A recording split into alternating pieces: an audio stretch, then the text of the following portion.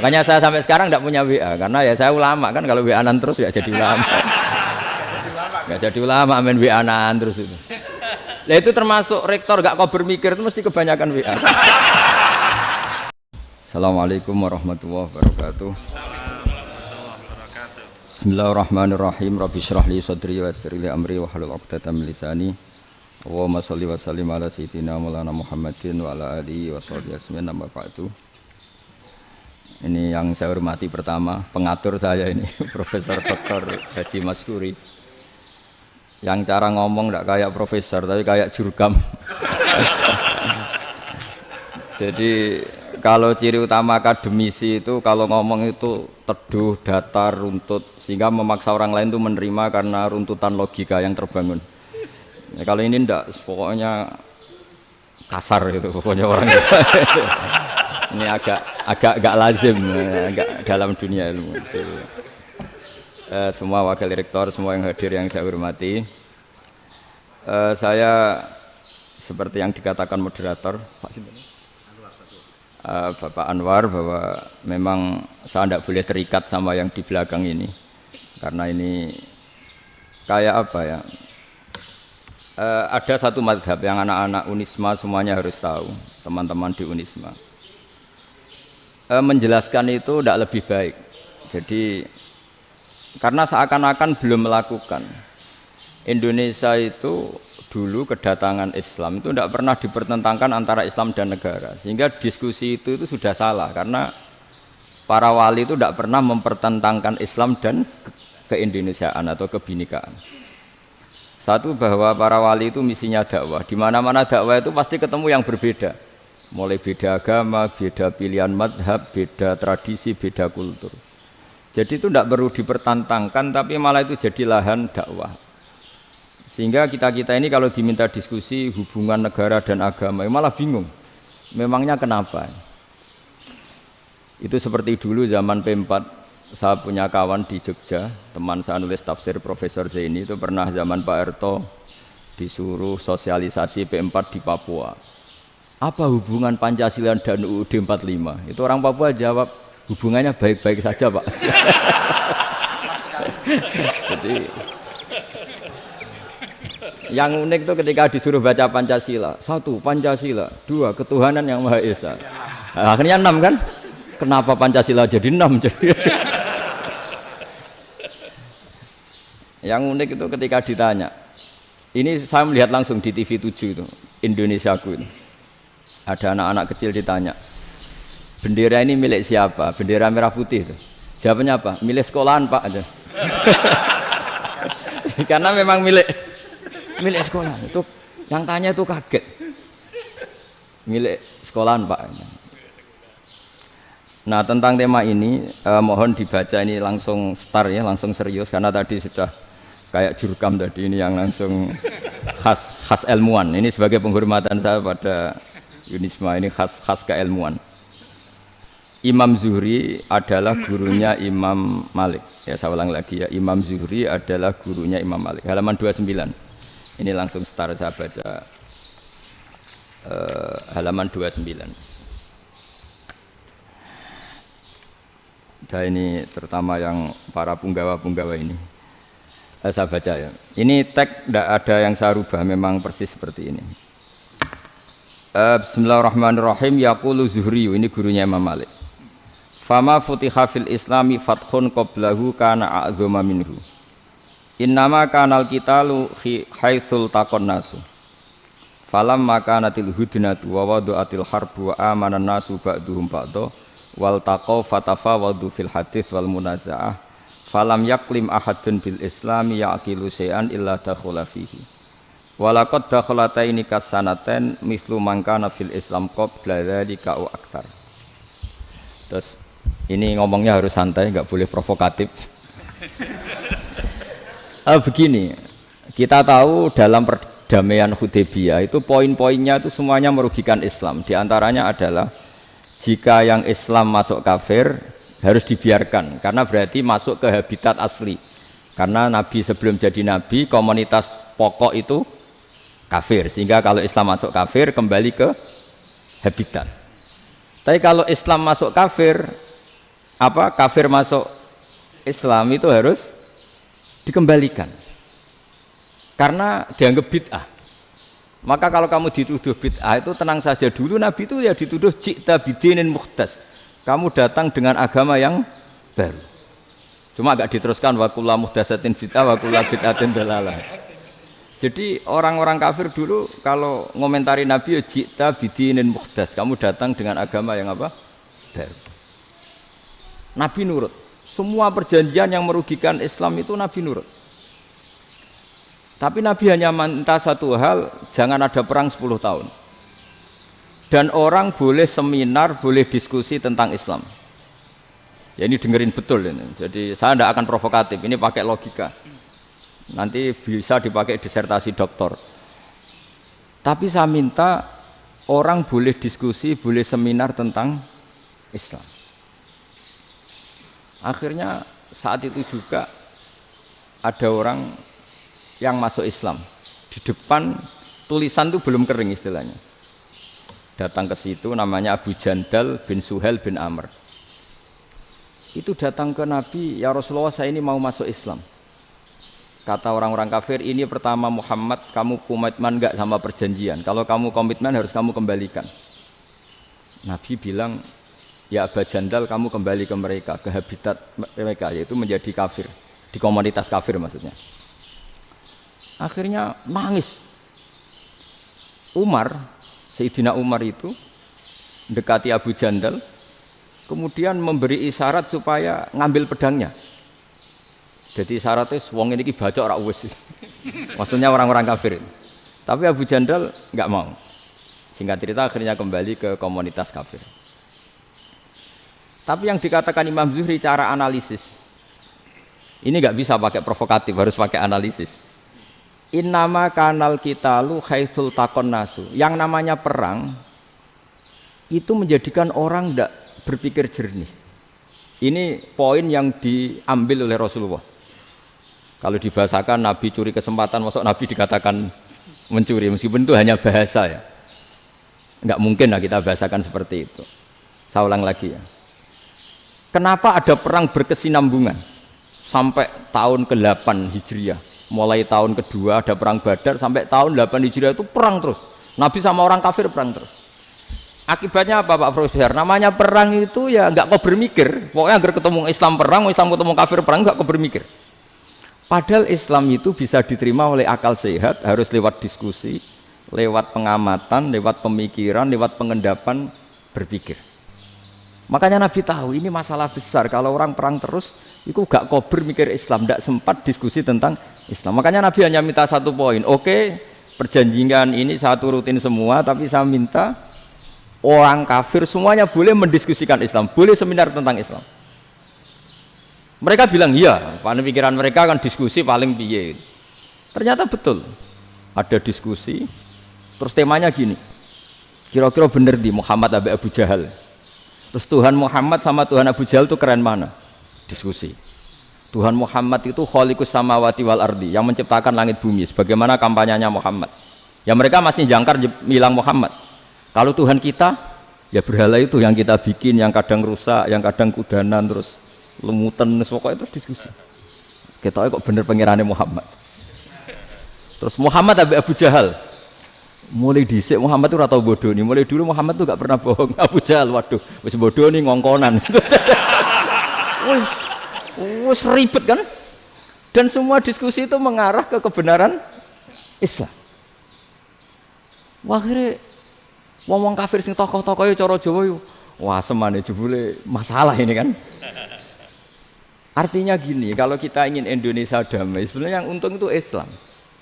Karena Tuhan yang menciptakan langit dan bumi tentu gak akan diperbandingkan atau akan dikalahkan oleh Tuhan yang lahirnya saja sudah di bumi.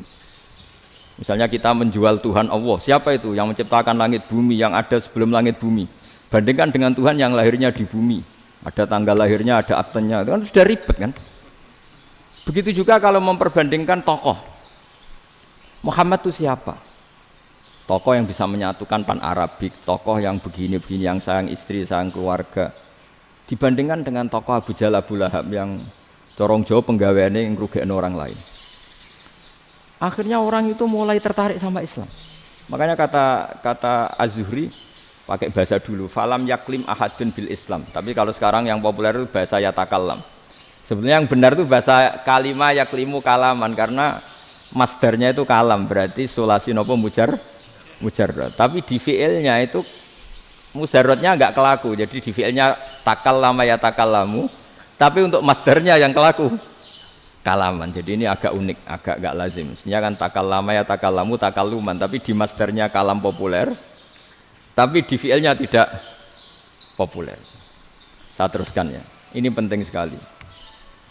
Jadi menjual Islam, kalau boleh dibahasakan menjual, itu tetap enak dalam kondisi damai. Karena kalau kita perang, itu bawaannya kalau ketemu ya perang. Kalau ketemu perang, sehingga orang itu rakober diskusi dulu. Saat benernya Islam sampai kafir itu bener di. Karena tidak kober diskusi, tidak sempat diskusi, orang yang milih yang kafir. Karena yang mayoritas yang kuat. Sementara Islam zaman itu lemah. Lah Nabi itu yang diminta hudnah, yang penting kita damai. Terus orang boleh mendiskusikan benar mana kita dan mereka. Ya setelah diskusi ya tadi kan nggak mungkin Allah yang begitu keren hebat pencipta langit bumi dibandingkan berhala yang mengurus dirinya sendiri saja tidak bisa. Walhasil terus orang mulai tertarik sama Islam dan aturannya nggak boleh dilarang diskusi itu.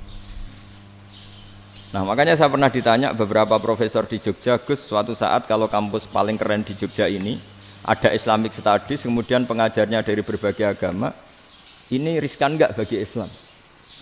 Saya jawab, asal yang didiskusikan Islam itu enggak masalah, yang repot itu umat Islam.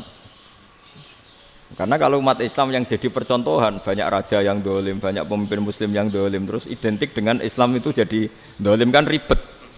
Ya kalau pas umat Islam, kalau Islam yang kumat kan jadi masalah kan. Nah ini kan terus jadi beda umat Islam sama Islam yang lagi apa? Kumat. Singkat cerita terus Islam mendapat posisi yang luar biasa. Nah makanya di sini diistilahkan falam makanatil hudnah, ketika ada perdamaian wa amanan nasu ba'dum ba'do, orang merasa aman, itu fatafawadu fil hadis wal munazaah. Mereka berdebat, munazaah itu berdebat. Keren mana konsep Muhammad dengan konsep Abu Jahal? Keren mana konsep Tuhannya Muhammad dengan Tuhan kita? Terus diskusi dan mereka akhirnya ikrar, wah yang benar ya Muhammad lah. Di mana-mana Tuhan tuh ya sebelum langit dan bumi, di mana-mana Tuhan ya punya reputasi menciptakan. Masa Tuhan reputasinya diciptakan kayak berhala dan sebagainya. Ibadah juga gitu. Ibadah wong kafir itu kalau tawaf itu telanjang, ibadah Muhammad santun pakai pakaian. Terus akhirnya mereka mulai tertarik Islam. Sehingga saya lihat di beberapa tafsir, saya memang tidak akan ngomong yang tidak serius, ngergani Unisba ben sawangane pemikir serius. Di Quran itu sampean lihat di tafsir Tobari itu ada ayat bal naqzifu bil haqqi 'alal batil fayadmaghuhu fa idza huwa zahid. Qadzafa itu kalau di kamus tak lihat itu takallama bila dalilin. Qadzafa itu ya pokoknya sekenanya. Artinya gini, kebenaran Islam atau kebenaran hak itu kamu taruh sekenanya saja itu tetap menang. Apalagi kamu taruh secara teratur, kamu taruh sekenanya saja itu tetap menang. Sehingga di sini banyak sahabat yang hidup di Cina. Sekarang juga banyak orang alim yang milih hidup di Amerika, banyak orang alim yang milih hidup di Inggris. Dan mereka pede, percaya diri karena kebenaran itu kamu letakkan di mana saja, itu tetap akan menang, akan menemukan momentum kemenangannya. Misalnya gini, contoh paling gampang. Dulu para peneliti, saya ulang lagi, dulu para peneliti itu ya datang kemana-mana, termasuk Ibnu Battuta, termasuk Ibnu Khaldun, ya semua peneliti itu suka neliti. Setelah diteliti, Quran itu satu-satunya kitab suci yang membicarakan sains, misalnya tentang falak, tentang astronomi, tentang asal-usul kejadian manusia, kejadian makhluk. Juga bicara tentang geografi, geologis, semuanya. Sementara kitab lain hanya cerita tentang mawaid wal hikam wal ibar. Jadi diteliti kayak apa, pada akhirnya hak ini yang menang. Bal naqzifu bil haqqi 'alal batil fayadmaghu fa idza huwa zahid. Saya berkali-kali cerita, ada ulama yang ahli matematika. Ketika ditanya kenapa kamu suka ngajar matematika, sampai muridnya itu ragu ini guruku mlebu swarga ta ora, penggaweane mulang matematika. Tapi para muridnya bermimpi bahwa Imam Amudi itu disuruh ngajar para malaikat. Dan itu pede betul dia. Kata Allah, ini ulama saya yang iman kepada saya setingkat iman kamu. Jadi malaikat itu tidak mungkin Gusti kita menyaksikan langsung engkau sementara ini di bumi, nggak nyaksikan jenengan. Kenapa bisa sepede dan seyakin itu? Akhirnya Imam Amudi disuruh ngajarin matematika. Jadi Anda kalau profesor itu nanti harus sempat ngajari malaikat, itu baru benar-benar profesor. Jadi nanti di akhirat ngajari siapa? Malaikat. Jadi ada seminar yang melibatkan banyak malaikat, narasumbernya itu seorang profesor. Itu ketika kenapa engkau begitu yakin kalau Allah itu Tuhan dan Allah itu Al-Wahidus Shomad. Terus Imam Amudi mulai nulis angka gak beraturan 2, 3, 4, 5 sampai 1 miliar 1 triliun, pokoknya gak beraturan. Kata beliau, nisbatus naini wasalasa ila ma la nihayatalaha iku nisbatul far'i ilal asli. Mbok angka sebanyak apapun 2 dibanding 1 ya far'ul wahid, 3 dibanding 1 ya far'ul wahid, semua angka yang enggak terhingga pun dibanding 1 semuanya far'ul wahid. Semua angka sebanyak apapun itu cabang dari angka 1. Fakullu hadil awalim far'un minal wahidis somad, yaitu Allah Subhanahu wa ta'ala. Wakil malaikat tepuk tangan, iya juga. Jadi begitu juga ada ulama itu ahli gambar. Saya dulu ngaji sama Mbah Mun Al-Husunul Hamidiyah, itu kitabnya itu banyak gambarnya. Dan gale gambar yang ngawur betul, mangga ahli gambar. Saya Apple, sempurna lele. Semua gambar bangunan, gambar sapi, pokoknya gambar. Ternyata dia menemukan Tuhan itu dari gambar. Gambar serapi ini atau seruwet ini sama. Gambar rapi sama ruwet itu sama kalau dalam pandangan tauhid. Dimulai minan nuqtah al-wahidah. Kowe cek gambar sing rapi, sing indah, cek gambarmu elek. Dimulai dari 1 titik, dan titik ini nuqtatil wujud, yaitu Allah Subhanahu wa ta'ala.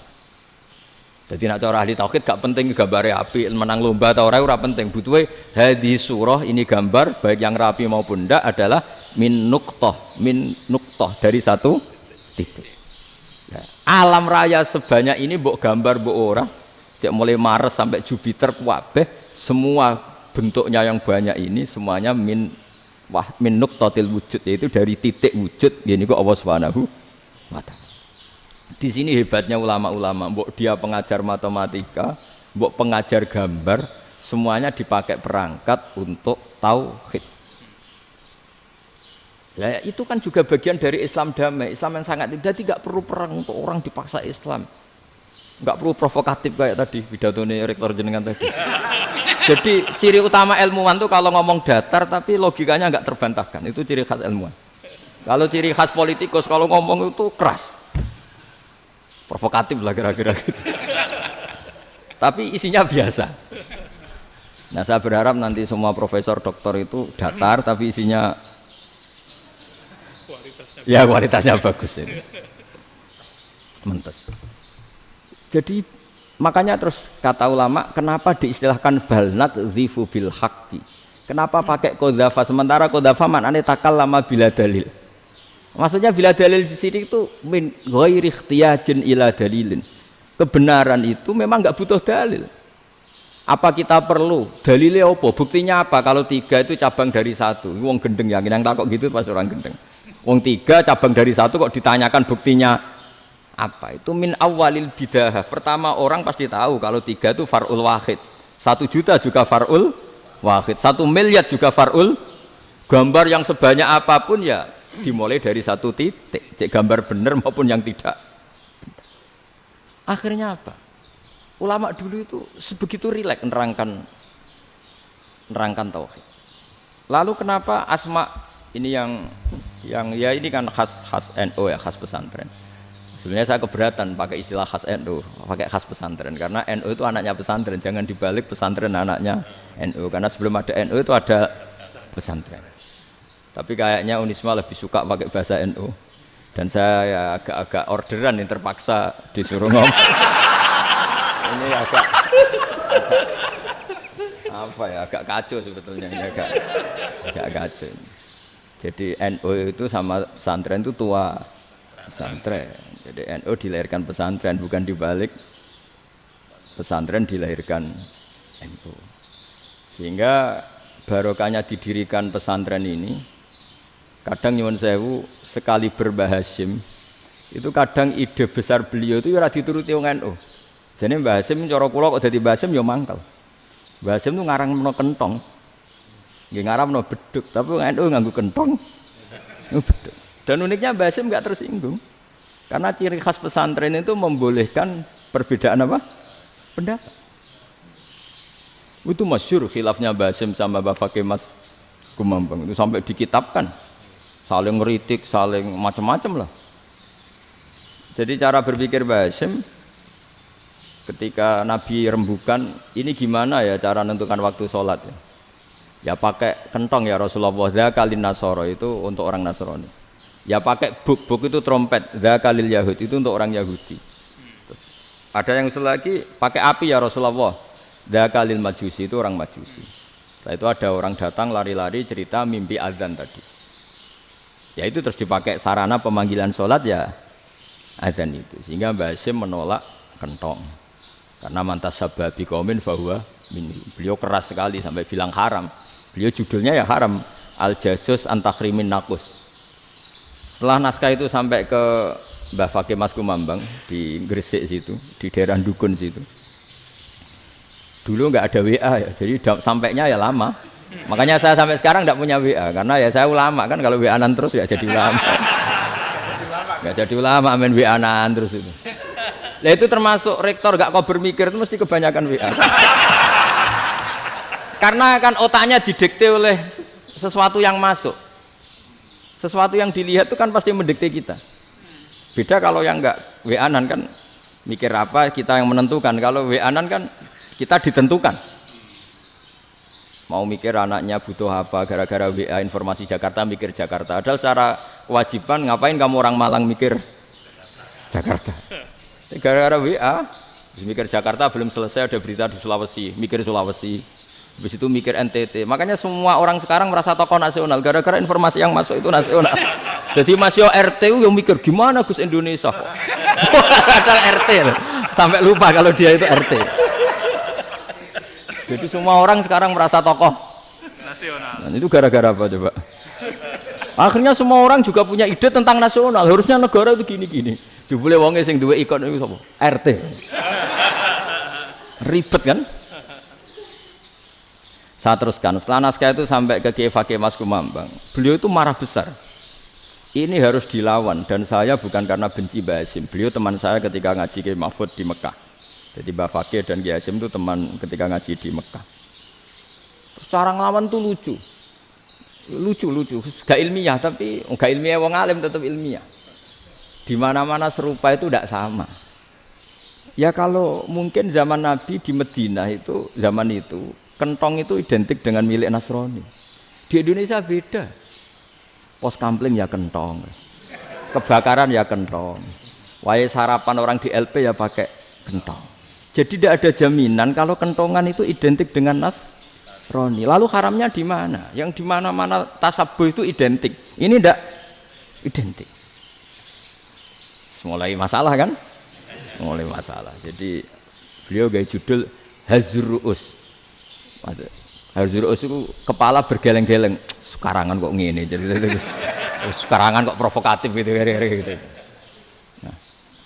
Dan itu Mbah Hasyim ya hormat Mbah Fakih hormat Mbah Hasyim. Saya sendiri secara pribadi itu lebih suka pendapat Mbah Hasyim sebetulnya. Karena bagi saya sholat itu sakral, ya sudahlah kalau sakral ya dipanggil dengan sesuatu yang sakral yaitu kalimat thayyibah azan. Tapi saya tidak akan bilang kalau kentongan itu haram. Karena kalau haram alasannya mirip orang Nasrani. Sementara pos kampling ya pakai kentong, ada banjir ya kentong, ada kebakaran ya kentong. Jadi tidak identik untuk misa atau untuk sholat ala Nasrani. Tapi itu dulu ya rileks saja. Dua beliau itu ya saling menghormati, padahal saling kritik. Dan dulu ulama yang beda madhab itu ya saling menghormati. Imam Syafi'i itu kalau sholat di kawasan Masjid Abi Hanifah ya tidak kunut. Ketika ditanya kenapa kamu tidak kunut, sementara engkau berpendapat kunut itu sunat. Ikroman di hadal madhab, saya sangat menghormati madhab. Imam Ahmad bin Hambal itu berpendapat kalau orang pakai bekam, pakai iftisot atau hijamah itu batal sholatnya. Sementara Imam Syafi'i mengatakan tidak batal apa sholatnya atau wudunya tidak batal. Tapi Imam Ahmad itu ditanya, apa kamu makmum Syafi'i? Bagaimana mungkin saya tidak makmum sama wali kutub seperti Imam Syafi'i? Padahal menurut keyakinan Imam Ahmad ini sholatnya batal. Ini habis ikhtiqam udah wudu. Tapi tetap saja beliau karena perbedaan pendapat di furu' itu lazim. Ya orang boleh berdebat lah. Ketika Unisma datangkan saya, itu saking senengnya kiai, apa saking sombongnya sampai ngatur kiai, kan nggak pernah bisa diperdebatkan. Itu kan orang boleh debat kan? Itu saking angkuhnya apa saking senengnya kan nggak jelas kan? Kan dan orang boleh setuju pendapat saya, yaitu ngatur kiai itu haram. Setuju juga Pak Rektor, ekspresi mahabbah itu ya macam-macam. Dulu sahabat ya gitu, sahabat itu ada yang nggak kenal wajahnya Nabi sama sekali sampai akhir hayatnya. Ketika ditanya, lo kamu itu sahabat kok nggak tahu wajahnya Nabi? Saya tidak pernah berani memandang Nabi karena ijlalan lagu, terlalu menghormati saya sehingga tidak berani memandang wajahnya. Ada sahabat yang penggawaannya dulu wajah Nabi sampai bisa nyifati alfiu faminunil hajib sampai bisa nyifati detail karena dulu wajah Nabi itu ibadah. Ada seorang wali ditanya, kalau kamu di surga ingin nggak melihat Allah? Enggak. Loh, tapi semua orang ingin melihat Allah. Unazzihu dzalikal jamal an-nadhari misli. Ben gak elek-elek Allah tak delok terima aku. Wong ra jelas. Berarti kok delok pangeran. Banyak. Jadi justru tapi karena saking takzimnya. Enggak lah, mosok sak aku kok. Makanya saya berkali-kali cerita. Menurut kesepakatan ulama, soft awal itu paling baik. Tapi banyak juga wali yang kalau sholat itu di belakang. Koyok paling bener yang mbok ngarep gitu. Lu bayangkan misalnya kamu semangat di soft awal di Masjid Haram, jebule sholatnya salah. Itu dari malaikat gayane mbok ngarep, jebule ra roh. Iku di sini-sini wong. Jebule bodoh gitu. Gayane mbok ngarep jebule. Coba orang kalau sowan Mbah Mun yang berani di depan itu kan ya ketuanya atau jubirnya kan. Yang merasa ndak pati pinter-pinter kan mesti di pojokan. Artinya sudut pandang seperti itu ya sah saja, apa? Sah saja. Makanya banyak sahabat yang jarang sowan Nabi, alasannya takut ganggu Nabi. Banyak yang sering sowan Nabi, alasannya seneng Nabi. Yang sowan ya seneng Nabi, yang enggak sowan alasannya seneng. Lu Nabi itu tokoh, punya keluarga, punya anak. Kalau saya sering sowan berarti sering ganggu. Yang sering sowan dia alasan ini khazanah kita harus istifadah. Jadi zaman dulu dia biasa dua sahabat, yang satu milih mahabbah itu milih sering sowan, yang satu juga mahabbah milih tidak sering. Karena pertanyaannya bisa dibalik kan, sering sowan apa sering ganggu coba. Nabi Abedar, assalamualaikum. Nabi nimang cucunya, assalamualaikum. Ayo bener yang sowan apa bener yang enggak kalau seperti itu. Akhirnya terus diatur sedemikian rupa oleh Quran. Walau annahum sabaru hatta takhruja ilaihim lakana khairal lahum. Jadi sahabat kalau mau sowan Nabi ya nunggu di sufah. Kalau Nabi keluar berarti milik publik, sekali masuk ke dalam tidak ada sahabat yang berani sowan. Itu la tadkhulu buyutan Nabi illa ayyudzana lakum. Kalau soal sampai masuk dalam harus nunggu dipanggil. Karena sekali Nabi masuk dalam itu milik privat keluarga, milik istrinya, milik cucunya, milik keluarganya. Jadi Nabi sekali keluar ke ruang itu berarti milik publik. Itu terus jalan tengah. Karena kalau langsung masuk, bayangkan saya itu sering menyaksikan. Mbah Mun habis ngaji 2,5 jam ngaji Jalalain. Baru masuk, assalamualaikum. Padahal yai mungkin mau ke kamar mandi, mau ini itu. Jadi dulu itu Quran sangat modern. Sebelum ada dokter ngatur tamu, rektor ngatur tamu itu Islam sudah modern. Dia kan nggak fair kan? Misalnya saya ke Unisma harus janjian pakai ini. Terus kalau misalnya ke sini selonang-selonang kan lucu kan, mentang-mentang kiai terus juga sowan-sowanan selonang-selonang. Padahal kalau kita mau ke mereka pakai protokol. Sering tidak fair dunia ini, tapi karena aku kiai ra oleh gelo ya sudah. Akhirnya saya memutuskan gak gampang kemana-mana karena itu. Saya sering didatangi ajudannya menteri, Gus mau ada tamu dari Jakarta tanggal ini, mesti saya bilang, mereka milih tanggal yang mereka kosong. Kok tidak mikir apa saya pas itu kosong? Tak jawab enggak lah, sebelum diatur bahasanya dan tawaduknya gitu. Akhirnya dibalik, datang lagi. Gus jam jenengan kosong apa kita menyesuaikan. Lah itu lagi dia akhlak kata saya. Itu baru punya akhlak katanya. Bukan masalah ini, bukan masalah gengsi ya. Saya sendiri itu dolan ke alumni itu jarang karena ya takut. Kiai kan ya nganggur jam 09.00 nganggur, jam 10 nganggur. Bisa saja alumni itu kerja di pabrik, bisa saja yang latihan ekonomi di pasar. Sehingga kalau saya datang jam 9, iki kiai sing nilai santri ini, apa kiai sing ganggu santri. Nah karena orang ini melakukan rutin gak kok berpikir, pokoknya ngono jenenge silaturahim. Mau nyerah kok berpikir, padahal kalau diangen-angen ini kiai yang nilai santri ini, apa kiai yang ganggu santri ini karena datang di jam kerja. Nah, bayangkan kalau kebenaran dulu itu dikawal oleh satu peradaban perang. Jadi Nabi sesuai diangen-angen mbek Nabi.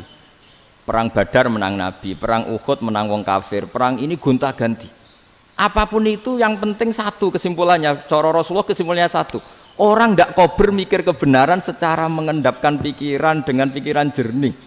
Maka hebatnya Nabi ketika perjanjian, pokoknya saya minta nggak ada perang. Dan orang boleh mendiskusikan Islam. Itu luar biasa idenya Nabi. Karena bawaan perang itu orang kan nggak kober mikir. Ibarat seorang misalnya senang satu perempuan, ketemu rivalnya langsung perang kan gak mikir. Tapi kalau kau bermikir, diangen-angen cawe wedok iku ora seneng aku. Untungnya apa untuk wong ayu ora seneng, malah mau loro hati. Terus sudahlah, buruan dialihkan kemana kan gitu. Itu nak mau amen WA nan tukaran lewat SMS atau tarung langsung ora kau bermikir. Tapi kalau kau bermikir, akhirnya berpikir nih. Perempuan tadi sebenarnya yang disenangi siapa? Oke, ternyata senang Pak Erik. Sudah kita ngalah. Karena tidak ada nikmatnya kan menikahi perempuan yang sama sekali tidak mencintai kita. Tapi kalau nak kau berpikir pokoknya diprovokasi, wah kue kalah mbak A, kue kalah mbak B, pikirannya kan, ojo sampai kalah. Bareng wis menang ternyata ada mas. Lah. Nah bayangkan Islam itu seperti itu dulu, dipertarungkan. Luang Islam itu dinu aklin, agama yang diterima dengan akal sehat. Tapi sekarang ukurannya perang, yang menang berarti benar, yang menang benar, kan terus jadi repot. Itu Nabi tidak ingin, makanya Nabi ingin sudahlah, nggak ada perang. Nah, makanya kata Imam Zuhri, fathul Islam terbaik adalah orang boleh diskusi tentang Islam dan tidak ada perang. Lagi-lagi penting, tidak perang itu penting, silmun itu penting, perdamaian itu. Setelah tidak ada perang, akhirnya fatafawadu fil hadis wal munazah, orang boleh diskusi apa saja, termasuk boleh adu polemik. Konsep satu Tuhan dan Tuhan banyak diperdebatkan. Akhirnya Nabi secara rileks bisa menjelaskan. Muhammad, urusan kita banyak. Kalau Tuhannya satu tidak cukup, Tuhan harus banyak untuk menyelesaikan berbagai urusan. Ada Tuhan bagi rektorat, bagi macam-macam kan. Ada Tuhan untuk ngurusi utang, ngurusi BPKB, macam-macam. Terus kata Rasulullah, enak saja Nabi jawabnya. Ya kalau kamu punya majikan banyak, perintahnya beda-beda, kamu mangkel enggak, bingung enggak? Ya susah mat. Kalau majikannya banyak, perintahnya beda-beda, kita jadi repot. Seneng mana? Seneng majikan satu. Ya sudah Tuhanmu itu majikan kamu. Kalau Tuhannya banyak, perintahnya macam-macam, kamu yang repot. Akhirnya ya sudah mat, Tuhannya satu aja. Nah, itu ya barokahnya diskusi tadi, barokahnya enggak perang. Daraballahu mathalan rajulan fihi syuraka'u mutasyakisuna wa rajulan salamal lirajul hal yastawiyani masalah. Terus alhamdulillah. Jadi orang yang paling kafir pun saat itu taslim. Nah, ini kembali ke kalimat la ilaha illallah. Saya tidak perlu provokatif, pasti teori saya itu benar.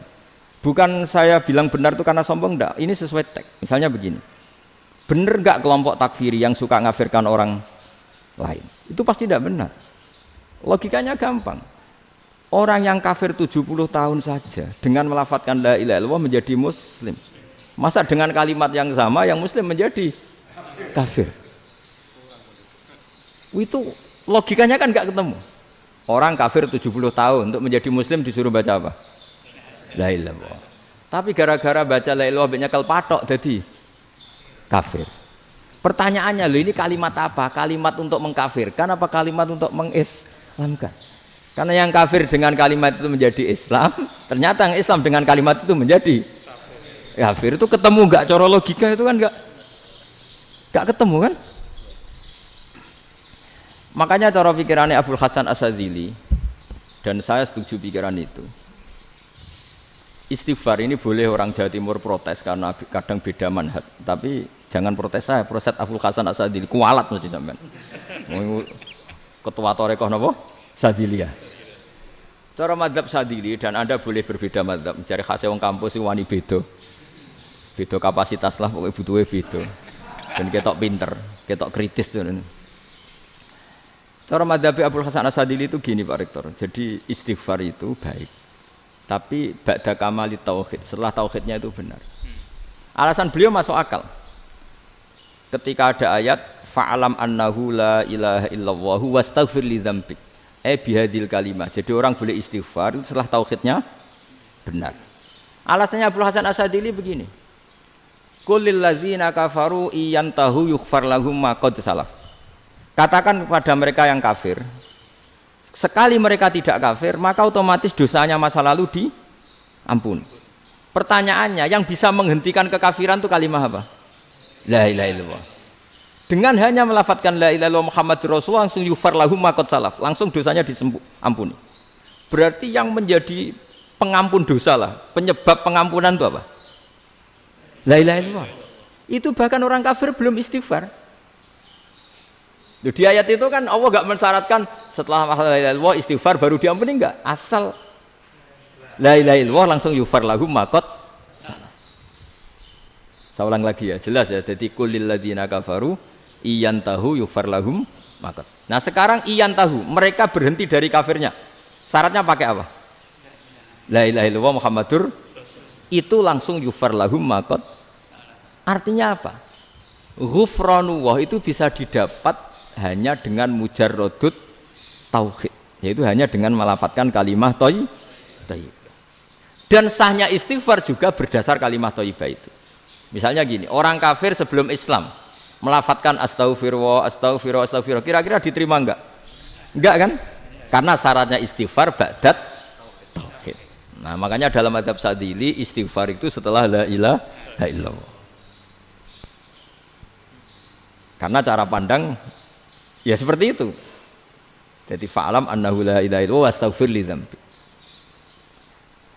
Jadi dengan kebenaran tauhid saja ini sudah cukup kita insya Allah layak diampuni. Karena innallaha la yaghfiru ayyusyraka bihi wa yaghfiru ma duna dzalika liman yasha. Jadi orang yang tauhidnya benar itu bisa diampuni Allah asal tauhidnya benar. Itu Allah ngendikan liman yasha wa yaghfiru ma duna dzalika liman yasha. Dawe Imam Suyuti walam yakun liman yastaghfir. Jadi orang yang bertauhid secara benar meskipun gak sempat istighfar itu tetap potensi diampuni. Karena bawaan tauhid itu sudah menjadi layak diampuni. Kayak orang kafir sekali ngelafatkan kalimat tauhid mbok gak istighfar langsung diampuni. Nah, karena melihat seperti itu terus orang berlomba-lomba memperbanyak jumlah ngelafatkan la ilaha illallah. Jadi kita yang alim, kita semua, saya tidak bilang saya, kita, termasuk yang di pinggir-pinggir saya, ngaku alim yang orang masalah lah, soalnya. Kita semua yang alim-alim itu tahu bahwa la ilaha illallah itu super. Sudah bawaannya tauhid, juga punya kelayakan diampuni. Nah, kemudian nasib kita agak sial. Malah kalimah ini dituduh bid'ah, dituduh khurafat. Mergo Nabi nggak pernah tahlilan, Nabi nggak pernah. Nabi gak pernah tahlilan, kalau diartikan Nabi ratau maca la ilaha illallah aneh gak kalimah ini. Nah, ini provokatif ini. Jadi ini sudahlah keanehan-keanehan ini kita terima karena ciri utama wali, ciri utama ulama itu wa'udhu fisabili, harus pernah disakiti. Jadi kalau Unisma sakit kalau dituduh apa? Dituduh bid'ah itu berarti belum calon ulama. Anjar ulama itu wa'udhu fisabili, harus disakiti. Jadi kalau kamu disalahpahami itu ya harus santai. Provokatif tadi. Iya, termasuk provokatif tadi. Termasuk diatur tadi. Jadi kalau cara berpikir kan, karena mereka itu memang kalau kita turutin itu memenya itu terlalu, kadang menghujat kita itu. Enak ya jadi GNU, ada orang mati datang, kiainya dapat makan, dapat rokok, terus pulang. Jadi apa? Terus kita kayak tersangka terus. Kita kan kayak tersangka terus. Tertuduh terus itu. Terus yang orang NU ya memenya juga nggak kalah ekstrimnya. Boleh ya ajaran orang nggak boleh ngasih kiai gitu. Berarti boleh dong ajaran kikir. Jadi memang kadang apa ya? Cangkem elek lah bahasa kasarnya itu. Itu memang kadang lebih mengenakan Kalau kita datang ke acara mayat kan dapat makan, dapat minum. Kalau yang sohibul bait rokok ya dapat rokok. Kalau kiainya dapat wajib, kadang 20.000, kadang 50.000. Terus memenya itu kok setega itu ya ada orang meninggal kok malah kita makan-makan. Seakan-akan kan kultur ini biadab kan gitu. Tapi yang orang NU kebalikan bales. Oh ternyata nggak boleh ya mayat disodakoi. Ternyata nggak boleh ya orang dermawan. Berarti Islam membolehkan medit ya gitu. Model ini kan. Tak angen-angen itu luwih mandi timbang takbir ya kan.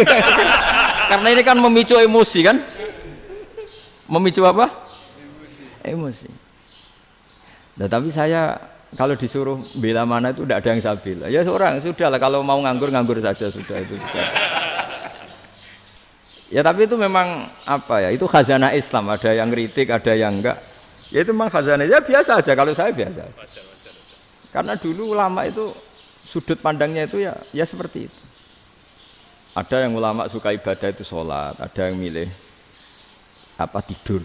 Sampai Imam Ghazali bilang suatu saat ibadah terbaik di zaman akhir itu tidur kan.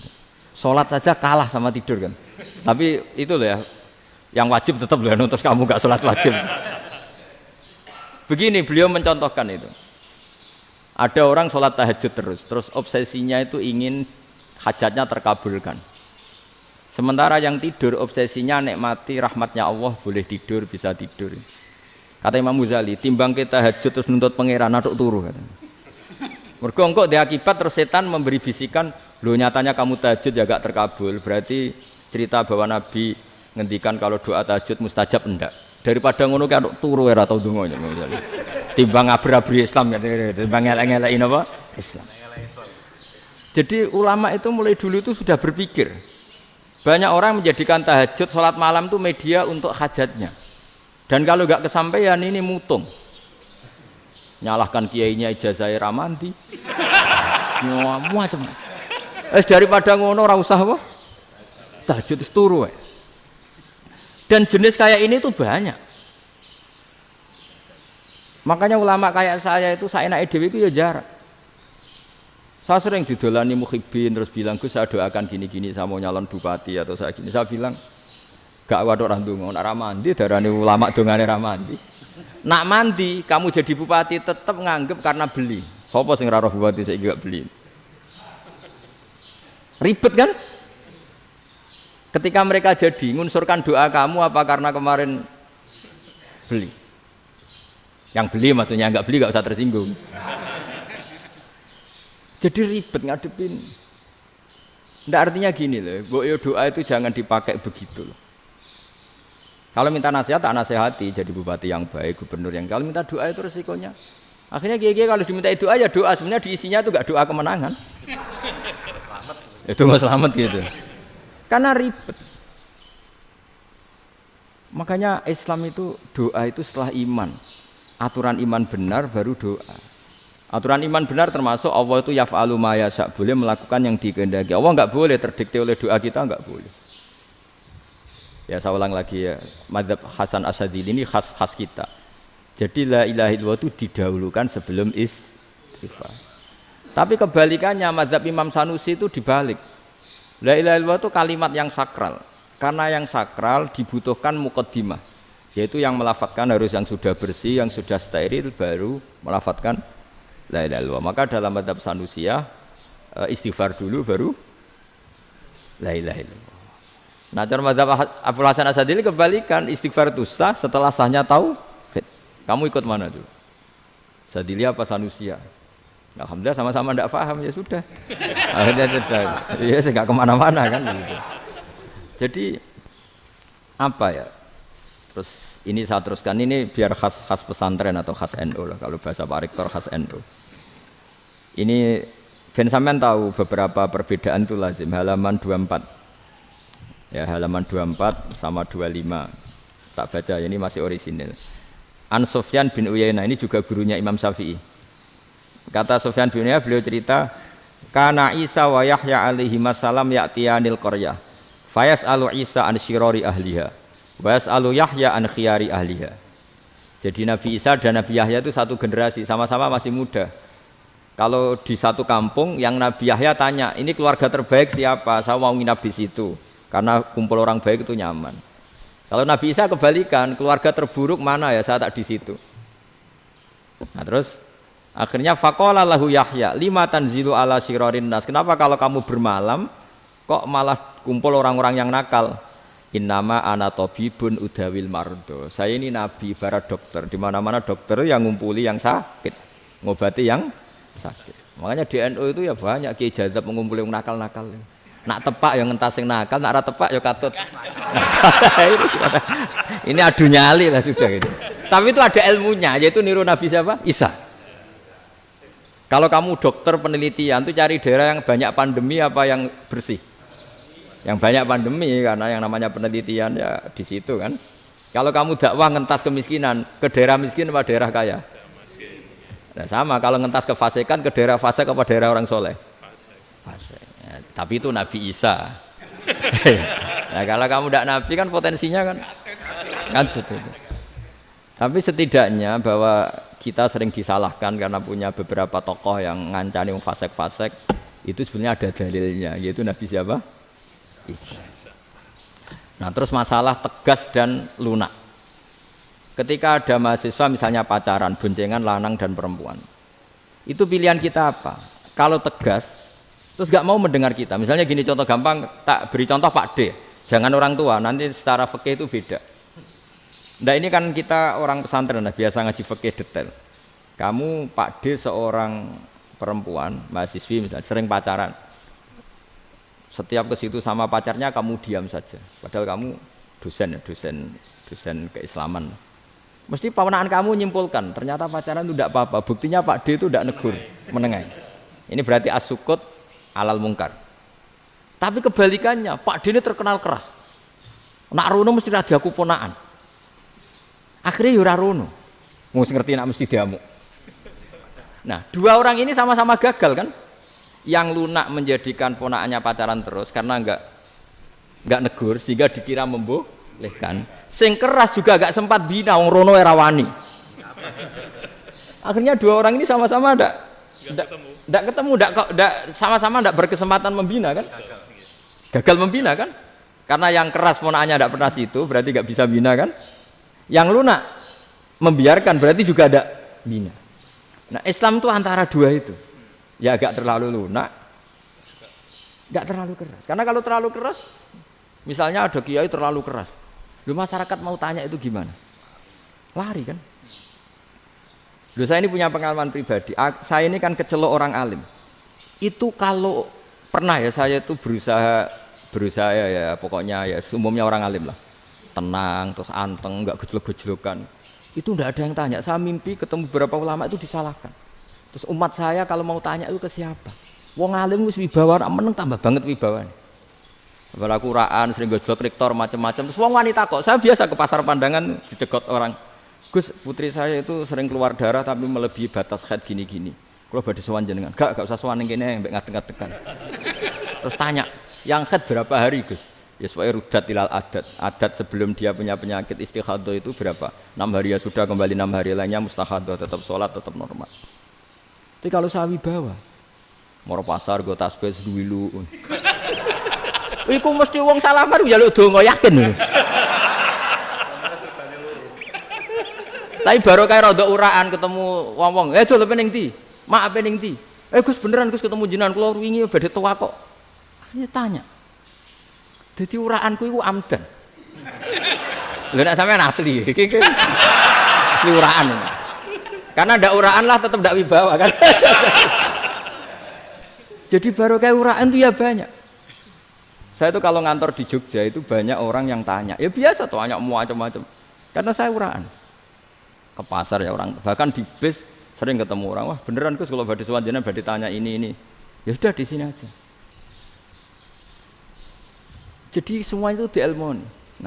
Nabi itu punya sisi yang dua-duanya jalan. Memang beliau luar biasa, dipilih Allah yang luar biasa.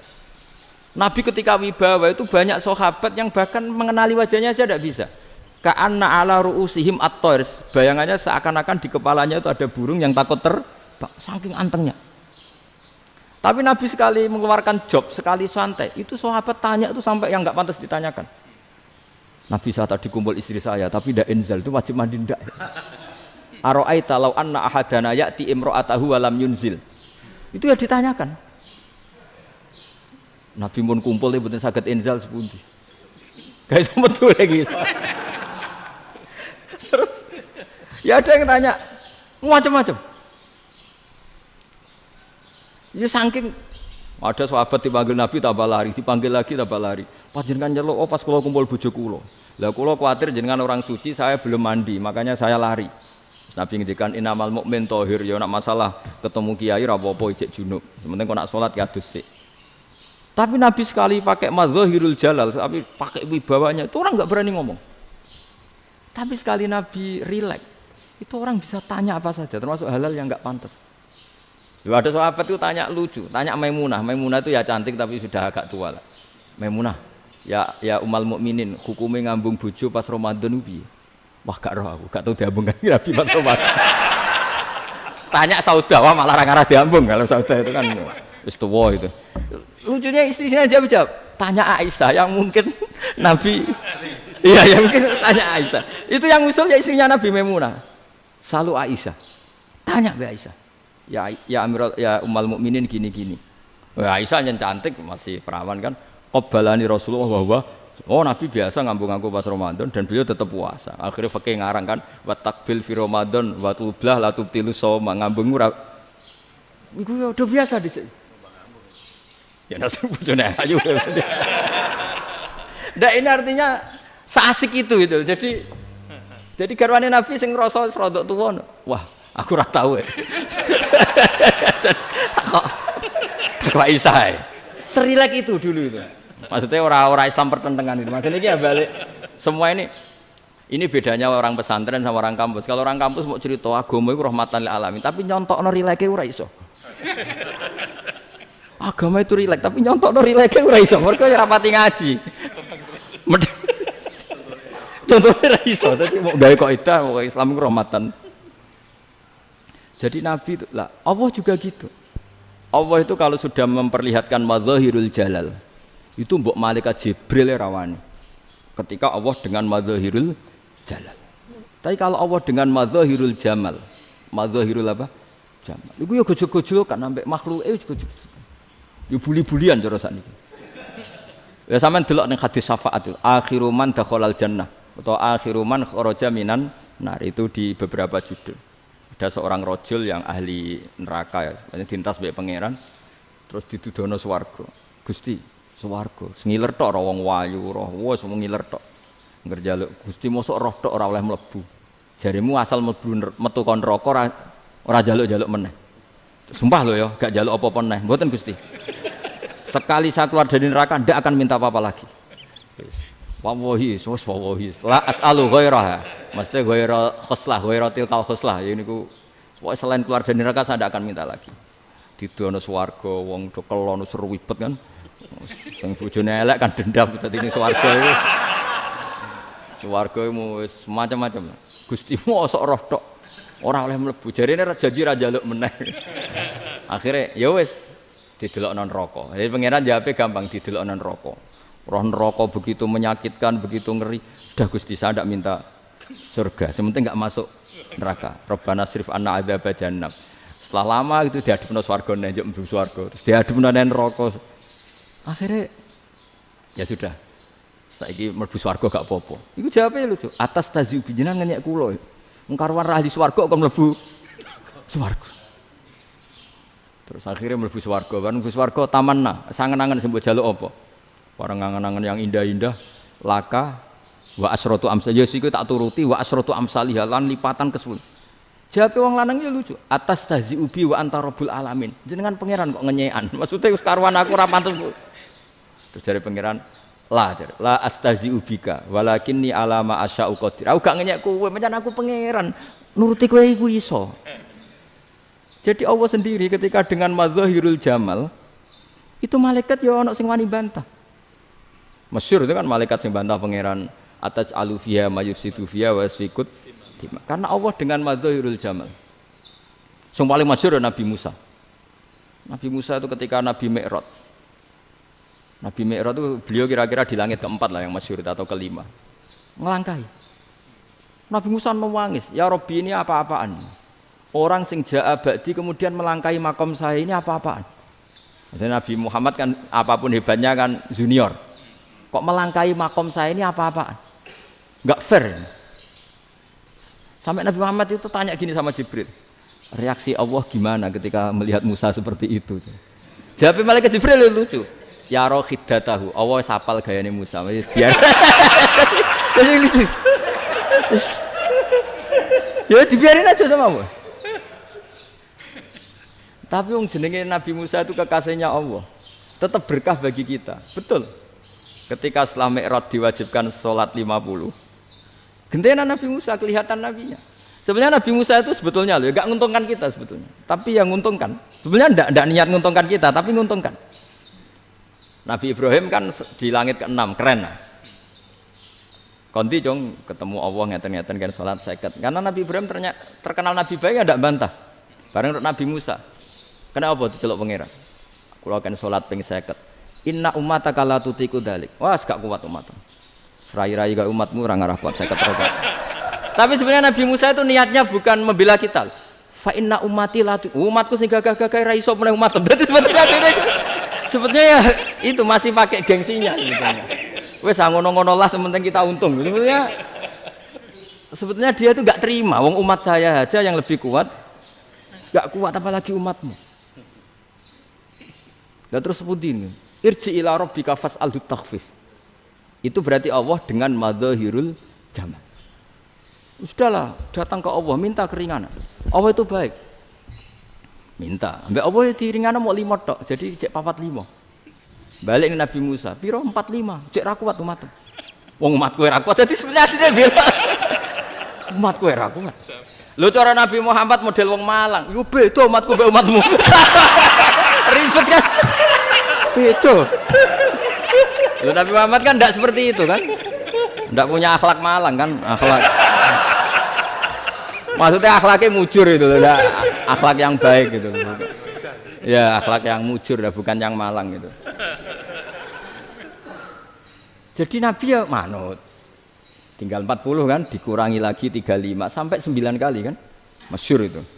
Ya kan kalau dikurangi 55 kan berarti turun naik kan 9 kali. Itu setelah 5 itu Nabi Musa aja usul, masih ragu. Iku cara Nabi munggah nentek. Ini entek ya. Terus iya doa tuntas betul. Bisa bebas. Terus munggah ado-ado lha opo? Ngapain itu? Akhirnya Nabi Muhammad sudah sampun ya kalimah Allah, saya ini malu sama Allah Musa. Sudah 9 kali dan diturutin terus. Jadi Allah kalau dengan madzahirul jamal itu Nabi Musa biasa nego sama Allah. Tapi ketika Allah dengan madzahirul jalal itu Nabi Musa enggak berani. Yaitu di hadis syafa'ah. Hadis syafa'ah ketika manusia datang ke Nabi Adam, ya tuna Adam. Ya Adam anta abul basar ngene isfa'li ana inda rabbik. Kamu saya minta mensafaati kita. Nabi Musa, Nabi Adam inna rabbi qad ghadibal yawma ghadaban lam yaghdab qablahu mislah wa la yaghdab ba'dahu mislah. Ini Allah sedang murka besar dan tidak akan murka seperti ini lagi. Sudah saya tidak berani, nafsi. Nabi Ibrahim enggak, termasuk Nabi Musa ketika di itu ya enggak berani. Karena Allah dengan madzahirul jalal. Itu Nabi Musa enggak berani. Sudah saya sendiri itu pernah salah. Yaitu saya membunuh seseorang yang enggak disuruh oleh Allah membunuh itu. Yang pas jotosi orang Kipti. Akhirnya datang ke Nabi Muhammad. Pas ke Nabi Muhammad, Allah dengan madzahirul jamal. Dengan madzahirul jamal sampai Kanjeng Nabi ngendikan analah saya akan memintakan syafaat kalian. Terus fa ahmadu rabbi bima hamida allamaniha rabbi. Saya muji Allah dengan pujian-pujian yang orang lain tidak tahu, hanya saya yang diajari, kata Rasulullah. Nah di sini menurut banyak ulama termasuk kitab yang saya baca, kenapa Muhammad sebagian namanya Ahmadu? Itu dari af'al tafdil fa Muhammadun Ahmadu min ghairihi. Muhammad Rasulullah itu kalau muji Allah di atas cara mujinya nabi yang lain. Jadi Ahmadu bukan dari fi'il mudhari' lil mutakallim tapi dari af'al apa? Tafdil. Fa Muhammadun Ahmadu min ghairihi. Bahwa Kanjeng Nabi Muhammad sallallahu alaihi wasallam itu cara mujinya Allah di atas pujian para nabi. Makanya di sini Sayyid Ali Zainal Abidin kalau muji hamdal hamidin wa fauqa hamdil hamidin. Jadi pujian saya ini di atas rata-rata cara mereka apa? Memuji. Yaitu sirinya apa? Nabi itu tahu bahwa akhirat itu tidak bisa batasi Allah. Kamu tidak bisa nyemprit Allah. Allah, ini akhirat loh. Amal sudah tidak manfaat. Ingat itu. Tidak bisa seperti itu. Allah itu nggak bisa tunduk sama konstitusi yang bernama akhirat. Artinya Allah meskipun di akhirat tetap duwe hak yaf'alu ma yasa atau yaf'alu ma yurid. Enggak bisa kamu terus wah ini akhirat, amal ra iso dikirim wong mati, amal ra iso dikirim. Lho pangeran kok mbok atur. Kalau kita yang mengirimkan enggak bisa, tapi kalau Allah tetap bisa. Makanya ada kiai mengatakan kodok qadar ra iso dirubah, itu kamu. Makanya ada seorang kiai ditanya, kodok qadar ra iso dirubah sekali dicatat selesai. Jari kiai tadi, tapi nak Allah iso. Dalile apa ya yamhu ma yasau wa yusbit. Nah Allah ya iso, sing ra iso kan kita. Nah, Nabi itu tahu betul meskipun akhirat itu Allah masih bisa dinego saking baiknya. Akhirnya Nabi sujud, masyhur itu terus, ya Muhammad irfa' ra'sak wasal tuqa wasatu safa.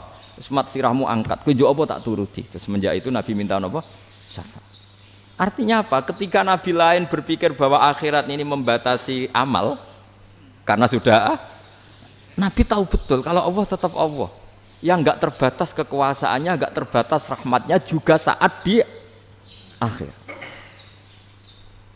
Makanya disebut fa Muhammadun Ahmadu min ghairihi. Makanya wa mubasysyiran bi rasuli ya'ti mim ba'dismuhu Ahmad. Jadi makanya terus banyak GNU sing macam-macam lah. Sing ana sing potongane wedi terus hati-hati. Niku berarti makome Madhahirul Jalal. Ana sing amen guyon nek makome Madhahirul Jamal. Ana sing ra jelas ngene iki, sing ra jelas. Nak guyu buanter kok nak nangis yo buanter. Jebule urusan utang. Lah ini sudah yang udah.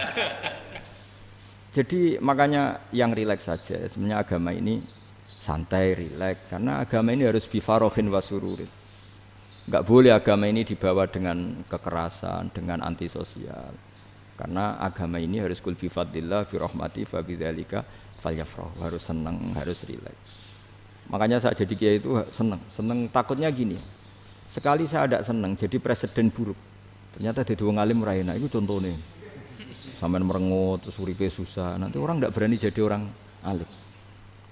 Makanya saya buktikan bahwa saya lebih bahagia dibanding rektor. Nanti orang ingin jadi rektor semua, nggak ingin jadi orang alim. Saya pernah ketemu sekian rektor di Jogja, tanya, Gus, kenapa jenengan bela-belain pesantren sampai segitu? Kan keren kampus NU, sekarang ada Unisma, ada NU Jogja, ada NU Jepara gini. Tak bilangin gini, sampai rektornya itu istighfar. Saya bilangin gini, ini sekaligus tak kasih tahu ini rektor Unisma ini. Tak bilangin gini, andai kan tidak ada kiai kayak saya itu Islam bisa tutup. Kok bisa Gus? Misalnya ada perempuan haid faqal adat. Itu kalau untuk tahu hukumnya haid daftar dulu ke Unisma. Daftar dulu kan? Setelah daftar nunggu pelajaran haid. Baru tahu haid setelah 3 tahun dari masalahnya gitu. Tapi baru kayak kiai ketemu saya di jalan, Gus anak kula nu haid ngeten-ngeten mboten normal hukumnya piye? Oh hukumnya ngene dibalekno ning adat. Ora usah registrasi, ora usah daftar.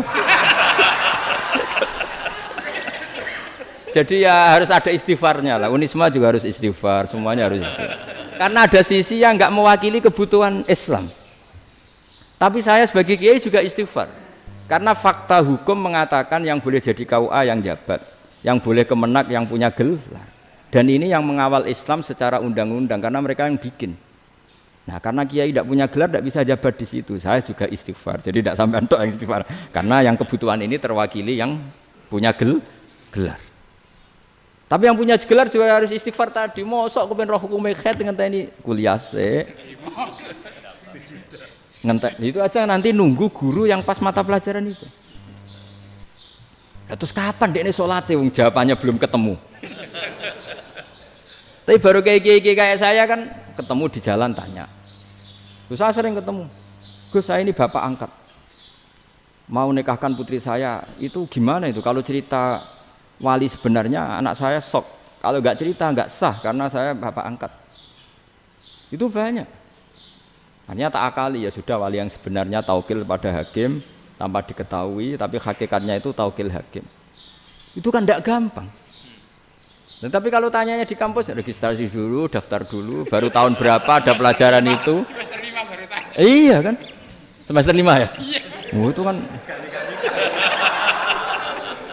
Jadi jangan kira terus sistem Unisma itu yang terbaik di dunia, enggak juga kan? Enggak juga. Dan sistem-sistem yang lain maksudnya ada. Tapi sistem kiai lho, Mbah Mun juga sering pesen saya, kowe kudu seneng pegawai negeri. Piye-piye sing jaga agama pegawai negeri. Kemarin pas acara 7 harinya Gus Roba saya matur itu di depan para kiai. Setelah saya jadi kiai ya itu nyata. Islam di Papua, di NTT yang bawa siapa? Dokter negeri, ya kan? KUA negeri. Barokahnya mereka negeri dijamin negara kan? Barokahnya Muslim berkebutuhan Islam. Akhirnya bikin musola di situ, bikin masjid. Bahkan di Korea Utara itu ya ada masjid bawaan duta besar. Karena banyak duta besar Muslim berkebutuhan masjid. Yang bisa gini itu yang negeri apa yang swasta? Negeri lah. Di sini kiai tidak mewakili semua kebutuhan apa? Islam. Tapi kampus juga enggak, kampus Islam sekalipun tidak memenuhi semua kebutuhan Islam tadi. Masa orang tanya kan nunggu semester berapa tadi? Semester 5 masih daftar dulu. Nunggu pelajaran itu. Payahnya pas ketemu dosennya, wong saya tidak pernah ribet kan? Pas dosennya cowok gitu. Jadi sudahlah, makanya ini, iya makanya ini kan bentuk kearifan lah. Jenengan ngakui fungsi kiai kayak saya itu bentuk kearifan. Saya juga ngakui jenengan itu butuh kearifan. Saya sering didolani KUA itu rata-rata ya didikan kiai. Kompilasi hukum Islam itu banyak ya, janda cantik. Contohnya harus cantik, kalau jelek nggak mungkin terjadi kan. Ada janda cantik kebetulan suka kawin tapi takut zina. Saya ulang lagi, suka kawin tapi takut. Itu seringnya gitu Pak Rektor. Jadi dia kawin bosen bilang ke KUA, Pak saya sekarang mau nikah sama ini. Loh, tapi kamu mau punya suami. Ya tapi kan nggak tercatat Pak. Itu KUA-nya rata-rata itu nggak berani. Meskipun nggak tercatat karena secara fikih meskipun nggak tercatat tetap dia seorang perempuan yang bersuami. Maka nggak boleh nikah sama orang lain. Jadi coba kalau nyun sewu KUA hanya ngikuti hukum formal, yang penting di catatannya nggak punya suami, ya dinikahkan saja kan. Tapi mereka enggak, karena didikan kiai enggak berani. Artinya gini, kalau hanya pro hukum catatan sipil, maka ini dinikahkan bisa karena enggak tercatat. Tapi secara hukum santri enggak bisa dong menikahkan perempuan sing dadi zaujin yang punya suami. Jadi ini barokahnya kerjasama yang baik. Jadi di masyarakat itu tertanam didikan kiai, enggak boleh nikahkan perempuan yang bersuami. Tapi di KUA ngikuti hukum formal. Dan di Indonesia itu KUA itu rata-rata konsultasinya ya sama kiai, sehingga ya nggak berani akhirnya meskipun aku udah mlebu rokok mbak gak iso. Dan itu banyak. Saya ulang lagi ya, makanya ini kan pesantren itu nggak boleh mati. Orang kiai-kiai kayak saya nggak jelas-jelas itu harus lebih jelas lagi. Karena ini yang on time, yang online, yang siapa saja bisa tanya. Saya itu SMS saya itu nggak punya HP WA. HP jadul itu SMS-nya tiap hari tak berapa, orang yang tanya dari Kalimantan, dari Aceh. Gus di kampung saya ada masjid 2 itu yang Samana, ada yang dari orang perkotaan, Gus di perumahan baru ada masjid, yang Jumatan baru orang 12, sah enggak? Ya langsung saya jawab, sah. Dalilnya ini. Ya sudah, nah, tapi kata Imam Syafi'i gini harus orang 40, itu madzhab Syafi'i, dalam madzhab yang lain gini-gini. Itu kalau tanya rektor itu kan ribet. Masuk ajudan dulu, asisten dulu, panjang.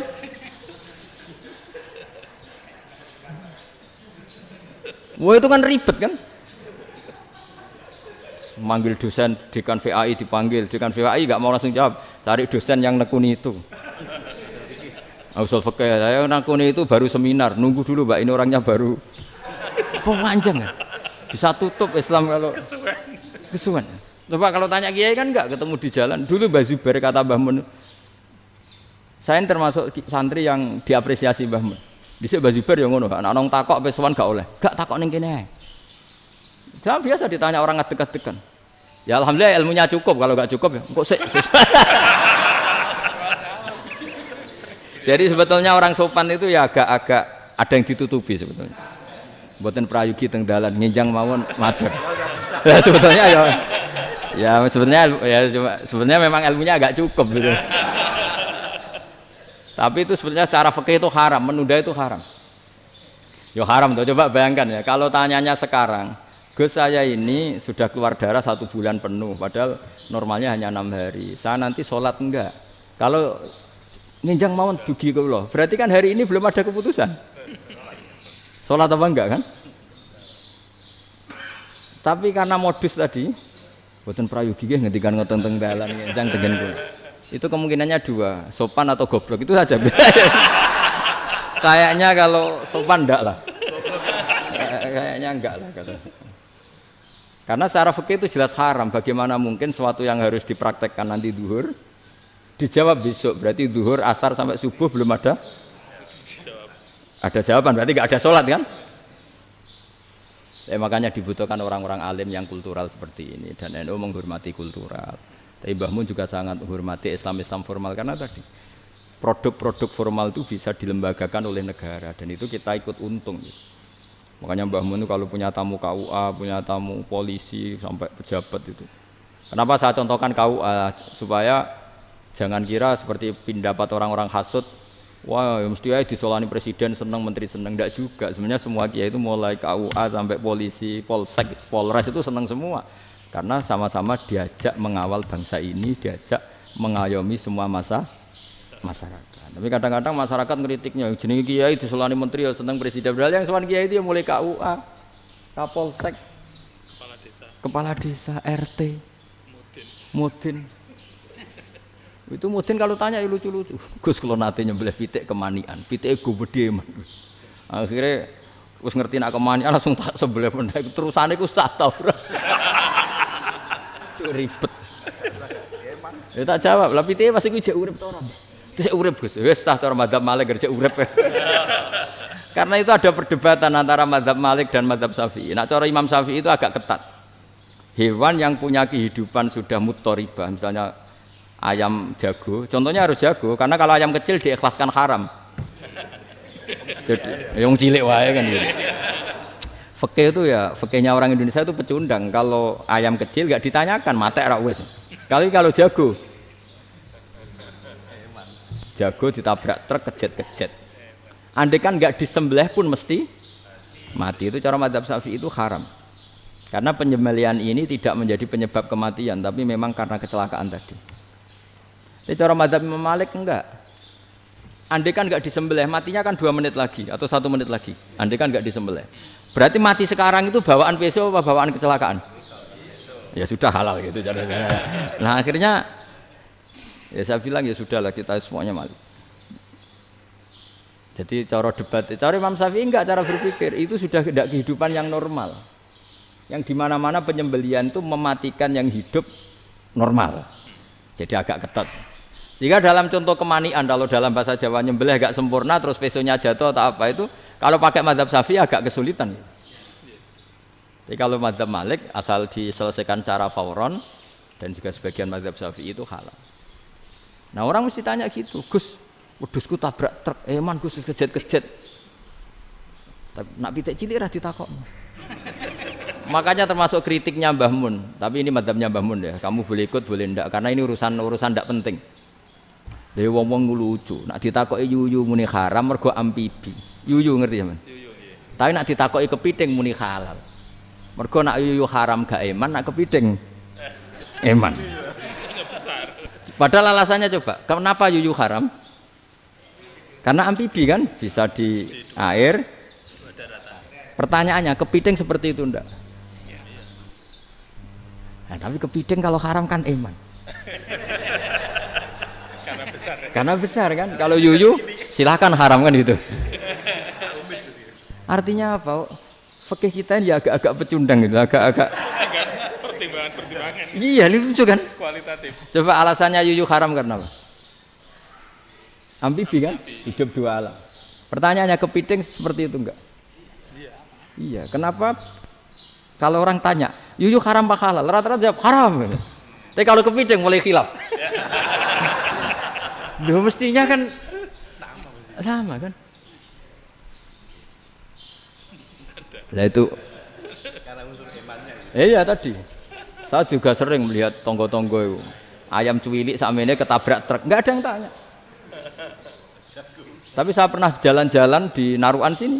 Ono jago ketabrak, sing duwe langsung marani kula pas saya naik motor. Gus ini halal apa haram? Nak langsung kula sebelah halal apa haram? Wis kanggo kowe halal ya halal. Karena saya tahu tak jawab haram mesti kecewa itu. Aduh. Akhirnya kiai ini beratnya kan. Ya akhirnya ya saya setelah itu Fatihah Imam Syafi'i ngapunten nih umat kula nu ora siap mangke madzhabe jenengan tuh ndak siap. Iya kan akhirnya pakai madzhabnya Imam Malik tadi. Ya tak Fatihah Imam Syafi'i ini mboten niat nglawan jenengan. Tapi ngobati tiang eman. Mergo pitike besar itu. Jadi ini kan cerita ya itu makanya yang rileks saja lah bahwa Islam ini yang rileks, yang menyenangkan karena ya agama ini harus menyenangkan. Raditu billahi robba. Raditu itu seneng banget, ridho itu puas. Enggak boleh beragama pertuntungan terus emosinan. Ya marem atau raditu itu marem jadi yang nyaman. Ya saya kira demikian. Assalamualaikum warahmatullahi wabarakatuh.